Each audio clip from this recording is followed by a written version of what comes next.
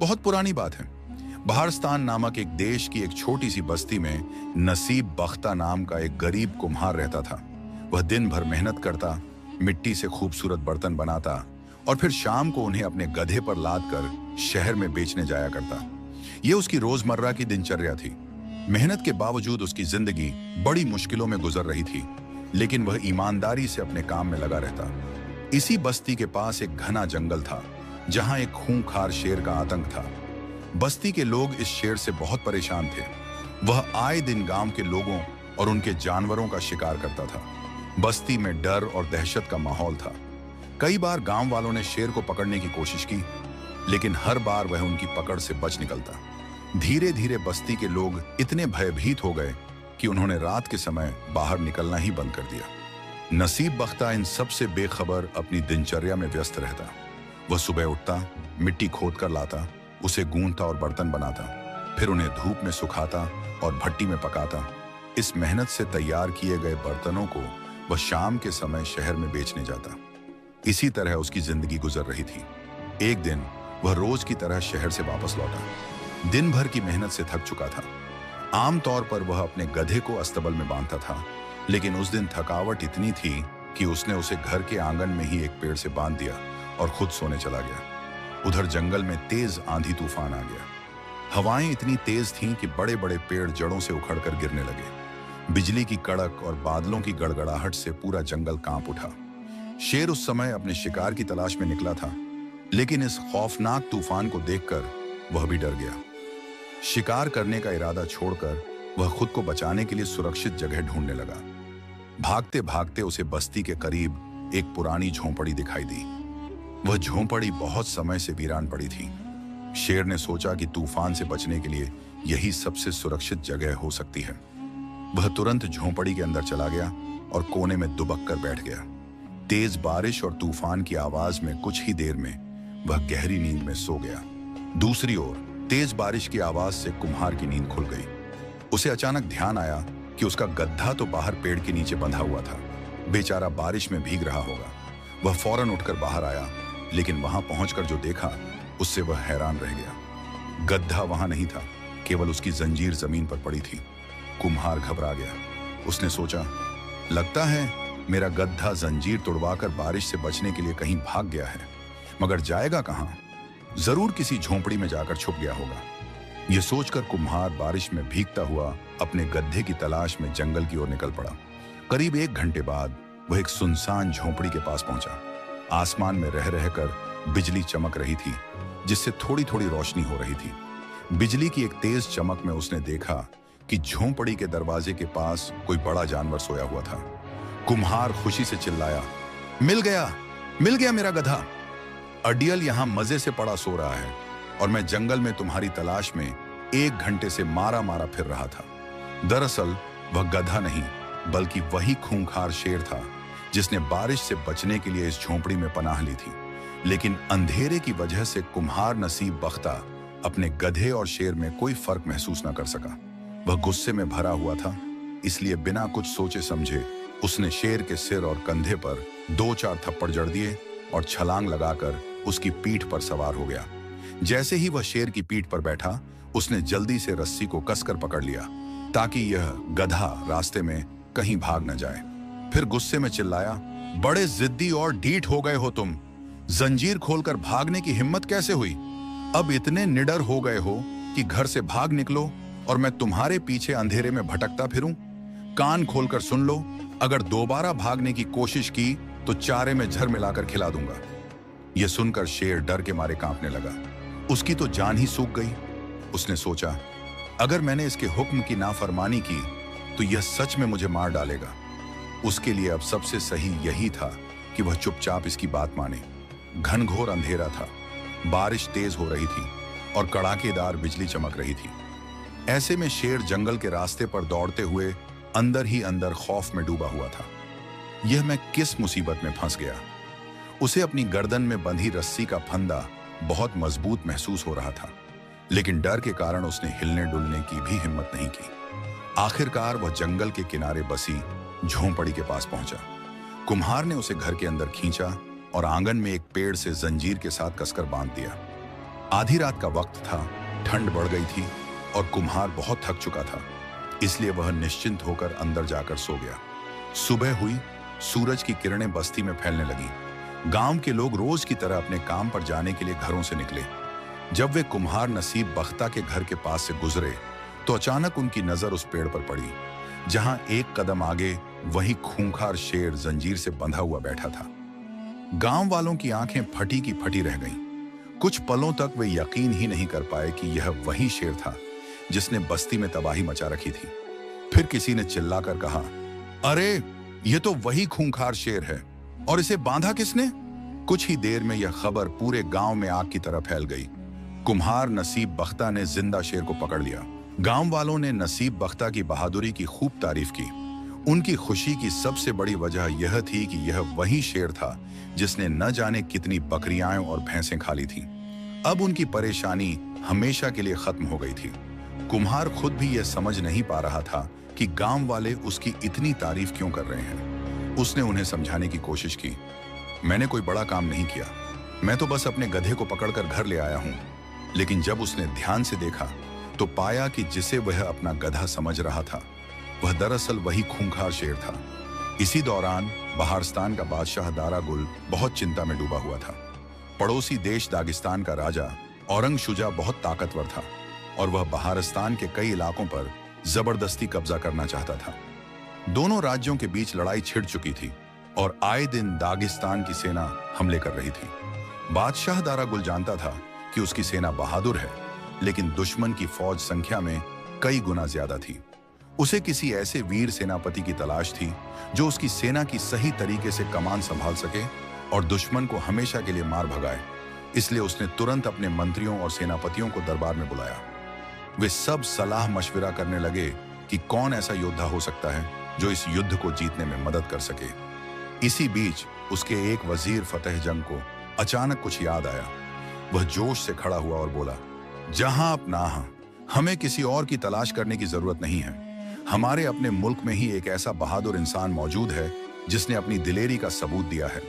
बादशाह ने उत्सुकता से पूछा, कौन है वह? फतेह जंग बोला, जहां पनाह, वह और कोई नहीं बल्कि कुम्हार नसीब बख्ता है। ये वही शख्स है जिसने अकेले अपने दम पर एक खूंखार शेर को जिंदा पकड़ लिया है। ऐसा बहादुर इंसान हमारी फौज की सही तरह से कमान संभाल सकता है और हमें जीत दिला सकता है। बादशाह दारा गुल ने तुरंत एक संदेश वाहक को नसीब बख्ता के घर भेजा।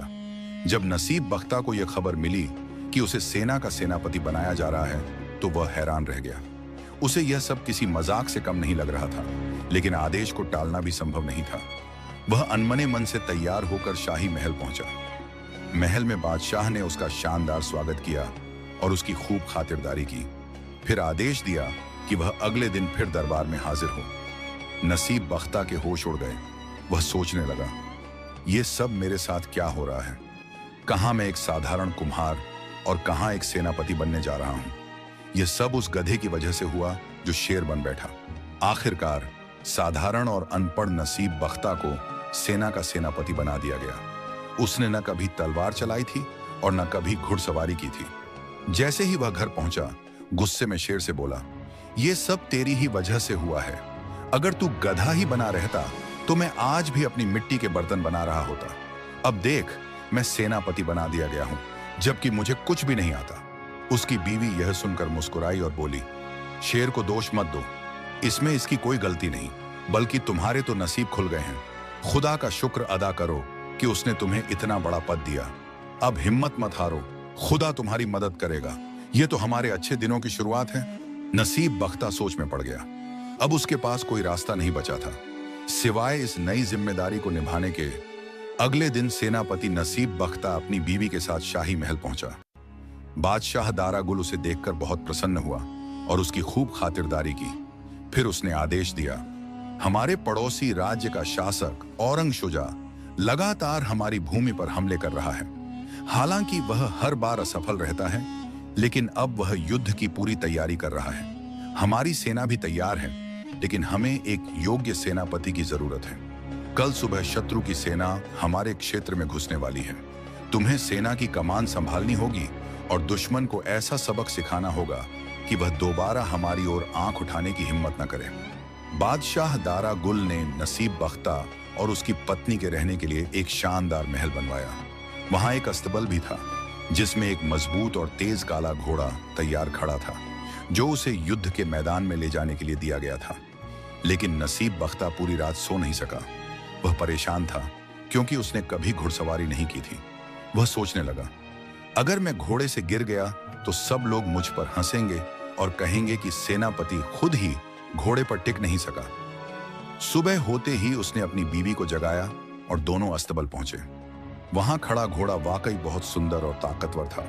नसीब बख्ता ने चिंता भरे स्वर में कहा, यह घोड़ा तो बहुत ऊंचा है, मैं इस पर सवार कैसे हूं? इस पर उसकी बीवी ने सुझाव दिया, कोई मेज घोड़े के पास रख दो और उस पर चढ़कर इसकी पीठ पर बैठने की कोशिश करो। नसीब बख्ता ने ऐसा ही किया। वह बड़ी मशक्कत से मेज पर चढ़ा और फिर किसी तरह घोड़े की पीठ पर सवार होने में सफल हो गया। नसीब बख्ता को महसूस हुआ कि जीन बहुत फिसलन भरी है। उसने घबराकर कहा, मेरे दोनों पांव रकाब से कसकर बांध दो, कहीं ऐसा ना हो कि मैं रास्ते में गिर जाऊं। उसकी बीवी ने कहीं से एक मजबूत रस्सी ढूंढी और उसके पांवों को रकाब से कसकर बांध दिया। फिर उसने रस्सी को घोड़े के नीचे से गुजारकर दोनों रकाब आपस में जोड़ दिए ताकि नसीब बख्ता का संतुलन न बिगड़े। इसके बाद उसने एक और काम किया, अपने पति की कमर को जीन के साथ अच्छी तरह बांध दिया ताकि वह किसी भी हालत में नीचे न गिरे। नसीब बख्ता ने कहा, अब मेरे हाथ भी घोड़े की गर्दन से बांध दो ताकि मैं पूरी तरह सुरक्षित रहूं। घोड़ा अस्तबल से बाहर निकलने को बेताब था। इससे पहले कि उसकी बीवी उसके हाथों को भी घोड़े की गर्दन से बांध पाती, घोड़ा अचानक जोर से उछला और बाहर भाग निकला। अब हालात यह थे कि नसीब बख्ता घोड़े की पीठ पर एक बोरी की तरह लटका हुआ था। वह सिर्फ रस्सियों की वजह से नीचे गिरने से बचा हुआ था। उसने घबराकर घोड़े की गर्दन को कसकर पकड़ लिया और मन ही मन ईश्वर से प्रार्थना करने लगा, हे भगवान, तूने मुझे एक साधारण इंसान से सेनापति बना दिया। अब मेरी इज्जत और इस राज्य की रक्षा तेरे ही हाथों में है। मैं एक अनपढ़ और कमजोर आदमी हूं, अपनी कृपा से मेरी मदद कर और मेरी जान बचा। काला घोड़ा बिजली की गति से दौड़ता चला गया। उसने शहर की गलियों में हलचल मचा दी, लकड़ी के दरवाजे तोड़ दिए और खुले खेतों की ओर भाग निकला। तेज रफ्तार से दौड़ते हुए उसने नदी और कई उबड़-खाबड़ रास्तों को पार कर लिया और नसीब बख्ता रस्सियों के सहारे बस किसी तरह अपनी जान बचाने की कोशिश करता रहा। अब सेनापति नसीब बख्ता का घोड़ा युद्ध के मैदान की ओर बढ़ रहा था और दुश्मन के शिविरों के करीब पहुंचने लगा। उसे एहसास हो गया था कि घोड़ा सीधे दुश्मन की ओर भाग रहा है। उसने घोड़े को रोकने की बहुत कोशिश की, लेकिन सब बेकार गया। जैसे ही घोड़ा एक बड़े पेड़ के पास से गुजरा, नसीब बख्ता ने उसकी एक मोटी शाखा पकड़ ली, यह सोचकर कि शायद इससे वह घोड़े को रोक सके। लेकिन उसने शाखा इतनी जोर से पकड़ी कि वह टूटकर उसके हाथ में आ गई। दुश्मन के शिविरों के बाहर एक सैनिक यह दृश्य देख रहा था। उसने देखा कि एक घुड़सवार बड़ी तेजी से उनकी ओर बढ़ रहा है और रास्ते में आते ही पेड़ों की शाखाएं तोड़ता जा रहा है। वह घबराकर सोचने लगा, यही वह सेनापति है जिसने जिंदा शेर को पकड़ा था। अब यह हमारी ओर आ रहा है और जिस तरह पेड़ों की शाखाएं तोड़ रहा है, कहीं हमें भी उसी तरह न तोड़ डाले। उस सैनिक के मन में खौफ बैठ गया। वह चिल्लाने लगा, भागो, अपनी जान बचाओ, ये कोई साधारण इंसान नहीं बल्कि कोई राक्षस लगता है। अगर इसने हमें भी पेड़ों की टहनियों की तरह तोड़ना शुरू कर दिया तो हमारी हड्डियां चूर चूर हो जाएंगी। जैसे ही उसने पीछे देखा, उसे सेनापति नसीब बख्ता के पीछे पूरी सेना आती दिखी। यह देखकर उसकी घबराहट और बढ़ गई। वह और भी जोर से चिल्लाने लगा, दौड़ो, भागो, जिंदा शेर को पकड़ने वाला सेनापति एक विशाल सेना लेकर हम पर हमला करने आ रहा है। जिस फौज का सिपाह सालार इतना ताकतवर हो, वह हमारा क्या हाल करेगा। यह सुनकर दुश्मन के सैनिक डर से कांप उठे और अपनी जान बचाने के लिए घोड़ों पर सवार होकर भाग खड़े हुए। उनके राजा औरंग शुजा अपने शिविर में बैठा युद्ध की स्थिति पर नजर रख रहा था। जब उसने देखा कि उसकी सेना अचानक पीछे हट रही है और उसके सैनिक दहशत में भाग रहे हैं, तो वह घबरा गया। युद्ध का पासा पलट चुका था। हार को सामने देखते हुए औरंग शुजा ने शांति की याचना करते हुए एक पत्र लिखा और उसे अपने शिविर में छोड़ दिया। इसके बाद वह अपने घोड़े पर चढ़ा और अपनी सेना के पीछे पीछे भाग निकला। वह इतना भयभीत था कि उसने पीछे मुड़कर भी नहीं देखा। इधर सेनापति नसीब बख्ता का घोड़ा जब दुश्मन के शिविर के करीब पहुंचा तो वह अचानक रुक गया। नसीब बख्ता ने कांपते हाथों से अपने पैरों को रकाब से निकाला और जैसे ही नीचे उतरने की कोशिश की, धड़ाम से जमीन पर गिर पड़ा। यह तो ईश्वर की कृपा थी कि उसे इस हाल में किसी ने नहीं देखा, वरना उसका राज खुल जाता। उसने चारों तरफ नजर दौड़ाई। दुश्मन का कोई सिपाही नजर नहीं आ रहा था, सब भाग चुके थे। अब वह दुश्मन के राजा के शिविर में गया, जहां उसकी नजर एक पत्र पर पड़ी। उसने वह पत्र उठा लिया और अपनी जेब में रख लिया। इसके बाद सेनापति नसीब बख्ता पैदल ही अपने घर की ओर चल पड़ा। रास्ते में लोग उसे देखकर अदब से झुकने लगे। सभी उसकी बहादुरी की चर्चा कर रहे थे, लेकिन उसे तो अपने बदन की टूट फूट की फिक्र थी।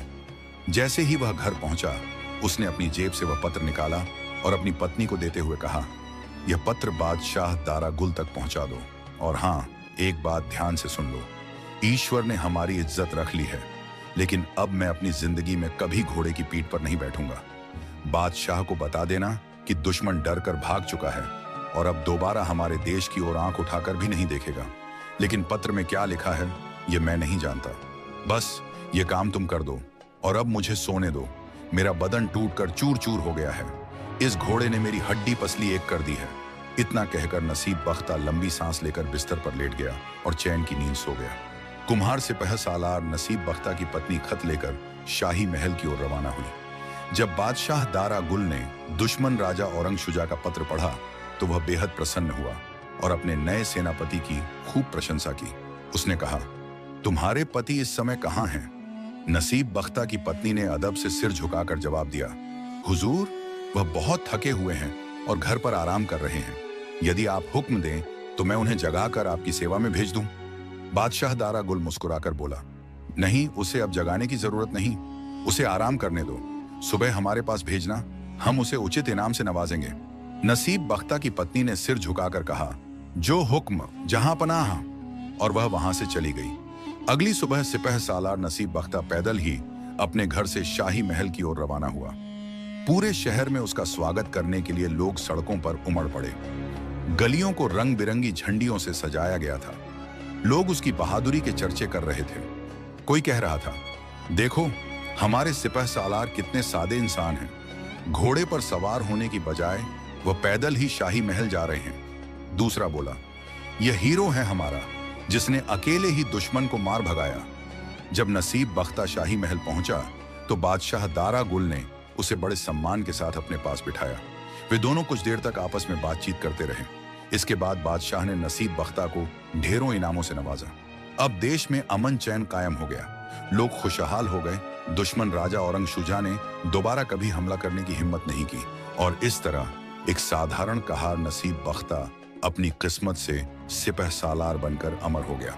ये कहानी आपको कैसी लगी कमेंट करके अपनी राय जरूर दें। उम्मीद है ये कहानी आपको बहुत पसंद आई होगी। यदि वीडियो पसंद आई हो तो वीडियो को लाइक और चैनल को सब्सक्राइब जरूर करना।